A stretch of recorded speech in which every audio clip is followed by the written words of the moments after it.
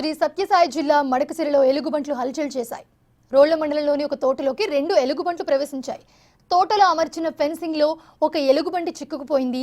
దీంతో ఏమైందో అర్థం కాక ఆ ఎలుగుబంటి భారీ అరుపులతో తప్పించుకోవడానికి ప్రయత్నించింది. కంచెలో చిక్కుకున్న ఎలుగుబంటిని తప్పించేందుకు మరో ఎలుగుబంటి కూడా ట్రై చేసింది. ఎలుగుబంట్ల అరుపులతో అక్కడికి వచ్చిన రైతులు కేకలు వేయడంతో మరో ఎలుగుబంటి అక్కడి నుంచి పారిపోయింది.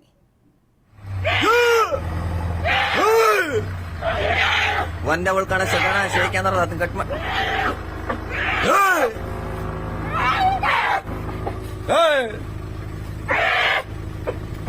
ಇದೈತಲ್ಲ ಹಿಂದ್ಗಡೆ ಕಾಲಿಂಗ್ ಬಂದ್ ಅನ್ನತ್ನ ಗಾಡಿ